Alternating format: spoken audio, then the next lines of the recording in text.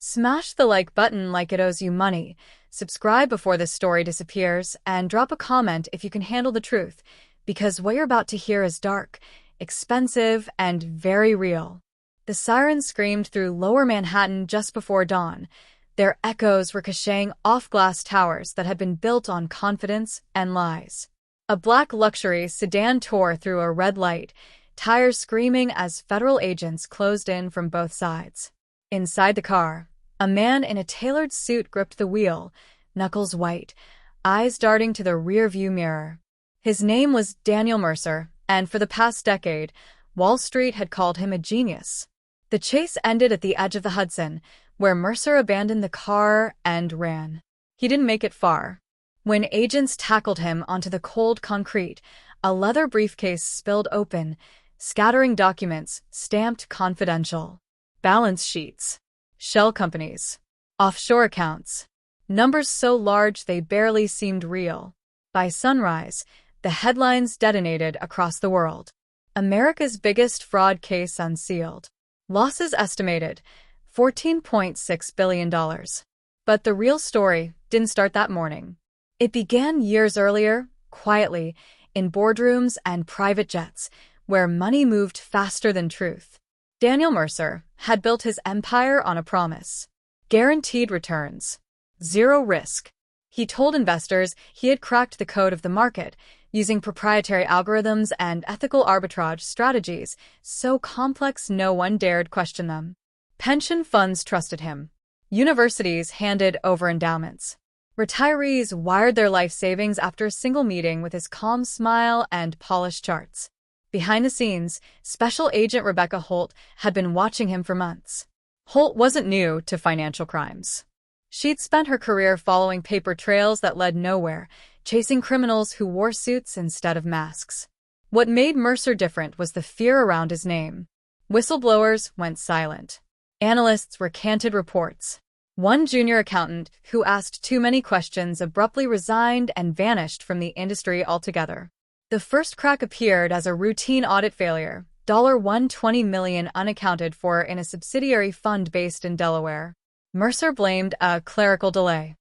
Then another fund missed a payout. Then another. Investors panicked.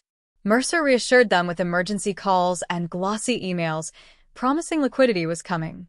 It never did. Holt's team pulled transaction records that stretched across 3 continents. The money didn't disappear. It moved.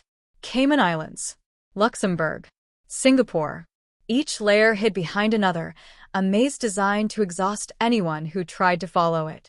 But one transfer stood out, $480 million wired to a private holding company with no employees, no office, and one director. Daniel Mercer's wife. As pressure mounted, bodies didn't fall, but lives did. A hedge fund manager who had vouched for Mercer was found bankrupt and disgraced. A nonprofit lost funding overnight, forcing it to shut its doors. A city pension board quietly delayed retirement payments to thousands of workers. The damage was everywhere, invisible but devastating. Then came the death. Marcus Hale, a forensic accountant hired by a group of angry investors, was found in his garage, engine running, doors sealed. Police ruled it a suicide within hours. No note. No explanation. Holt didn't buy it. Hale had emailed her 2 nights earlier with a single line, "I found something they never meant anyone to see." His laptop was missing. As warrants stacked up, Mercer began to unravel. He stopped sleeping at home. His private jet logged unexplained flights. One night, security footage caught him burning documents in a steel drum behind one of his properties. When questioned, his lawyers stonewalled. When subpoenaed, he delayed. And then he ran. The arrest should have been the end. It wasn't. During Mercer's first interrogation, he leaned back in his chair, unbothered, almost amused. He didn't deny the missing billions. He didn't ask for a deal. He said something else instead, something that chilled the room. "You're looking at the wrong man," he said. "I didn't steal the money. I managed it. And now that it's gone, people far more powerful than me are very angry." Agents assumed it was a bluff, until Holt received a sealed file from an anonymous courier later that night. Inside were documents pulled from a locked server Hale had accessed just before his death. They weren't Mercer's records. They belonged to someone else. And when Holt read the name at the top of the page, she realized this case wasn't about one fraudster anymore. It was about a system built to steal and a shadow partner who was still free. Because when they finally decrypted the final file, one truth became impossible to ignore. Daniel Mercer hadn't been the mastermind. He'd been the fall guy. The name at the top of the decrypted file was one Rebecca Holt had never expected to see, yet somehow feared she would. Elliot Vane. He wasn't just powerful, he was untouchable. Former Treasury advisor. Media darling. A man whose face appeared on financial news networks whenever markets trembled. To the public, Elliot Vane was stability incarnate, the calm voice explaining chaos. To investigators, he was a ghost. His wealth was legendary, his paper trail non-existent. Holt felt the room tighten as her team absorbed the implications. If Vane was involved, Daniel Mercer wasn't running a fraud.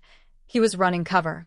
The documents Marcus Hale had uncovered revealed a structure far larger than Mercer's firm. Dozens of investment vehicles fed into a central clearing mechanism that quietly siphoned fractions of transactions into private accounts. Tiny percentages, invisible to clients, devastating in scale. Over 12 years, those fractions had become billions. And every trail curved toward Vane. The problem wasn't evidence. It was access. Vane's companies weren't regulated like Mercer's. They existed in advisory gray zones, protected by lobbying efforts and political insulation. Warrants stalled. Requests were delayed. Calls went unanswered. Every door Holt knocked on closed before she could reach the handle. Then the pressure turned personal. One morning, Holt arrived at her office to find her car windshield shattered. No message. No theft. Just broken glass. That same day, an internal memo warned her that the case might be reassigned for strategic reasons. Translation: back off. She didn't. Holt pushed forward quietly, rerouting the investigation through an old contact in Europol. Within days, a response came back. Vane's name had surfaced in an unrelated inquiry involving a Luxembourg-based clearinghouse accused of laundering institutional funds. The case had been shelved after a sudden leadership change. Coincidence wasn't an option anymore. Meanwhile, Daniel Mercer sat alone in a federal detention center, watching the walls close in. His lawyers had stopped returning calls. His accounts were frozen. His wife had filed for separation. The empire he built was gone, and the people who promised to protect him had vanished.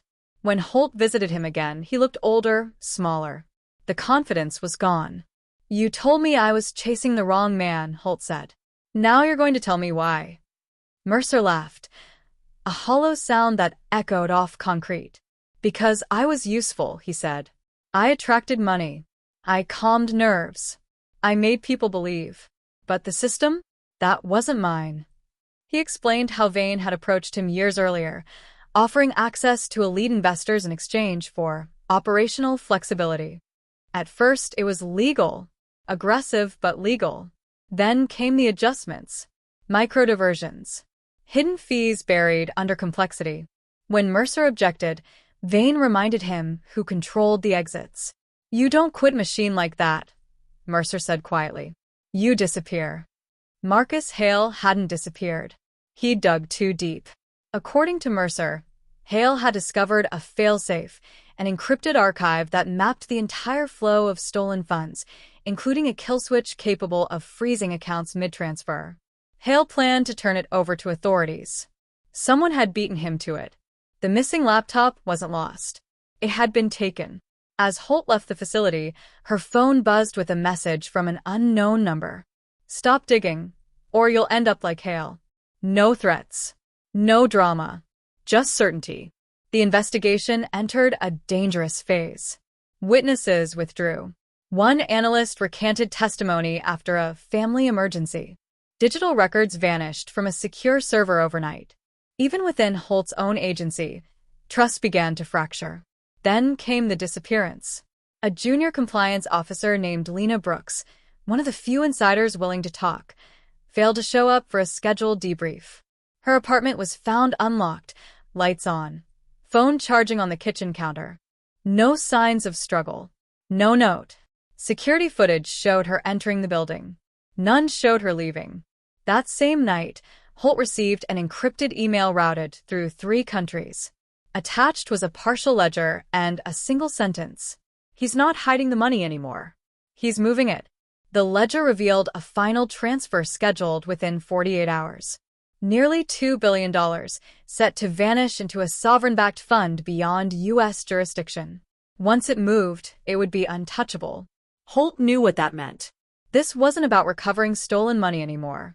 It was about stopping the final act of a crime that had already ruined thousands of lives, and exposing a man who had shaped the rules so no one could ever accuse him of breaking them.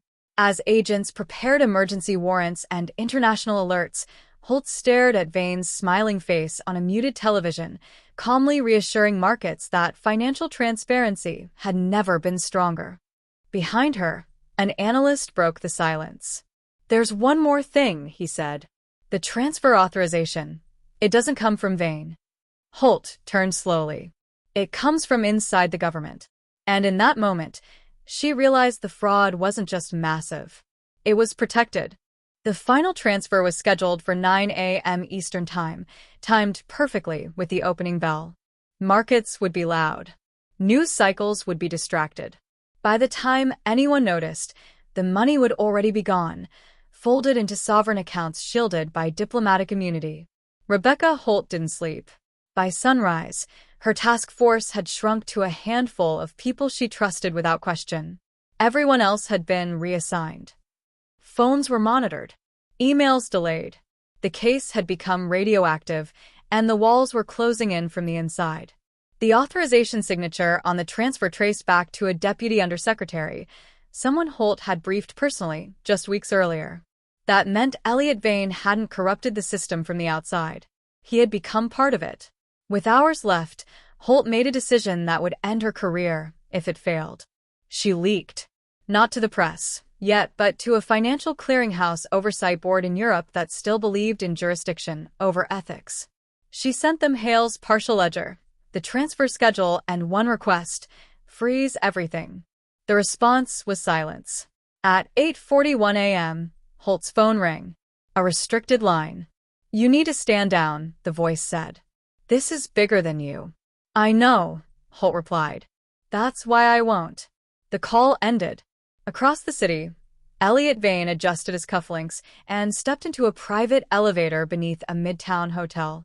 His expression was calm, almost bored. To him, this wasn't a crime. It was risk management. Governments wasted money. Markets punished weakness. He simply redirected inefficiency. Daniel Mercer had been perfect. Ambitious. Charismatic. Disposable. At 8:58 a.m., Holt's team watched the transfer countdown tick toward zero. No confirmation from Europe. No response from Washington. The system began to authenticate credentials. Then, unexpectedly, the screen froze. A red alert flashed. Transaction suspended. External override initiated. Someone had pulled the kill switch. At the same moment, federal agents stormed the hotel garage where Vane's convoy waited. He didn't resist. He didn't panic. As cuffs closed around his wrists, he smiled. "You have no idea what you're stopping," he said. "Actually," Holt replied, stepping forward, "we do." The override hadn't come from Europe. It had come from Marcus Hale. The failsafe Hale built wasn't just a freeze. It was a broadcast. The moment anyone attempted the final transfer, encrypted copies of the full ledger were released to regulators, watchdogs, and financial crime units across 12 countries. Hale had known he wouldn't live to see it work. Within hours, markets convulsed. Trading halted. Bank executives resigned on camera. Names poured out: politicians, donors, corporate titans, linked by money they swore they'd never seen. Vane's immunity evaporated in real time. Under interrogation, the truth emerged. The fraud wasn't about greed alone. It was about control.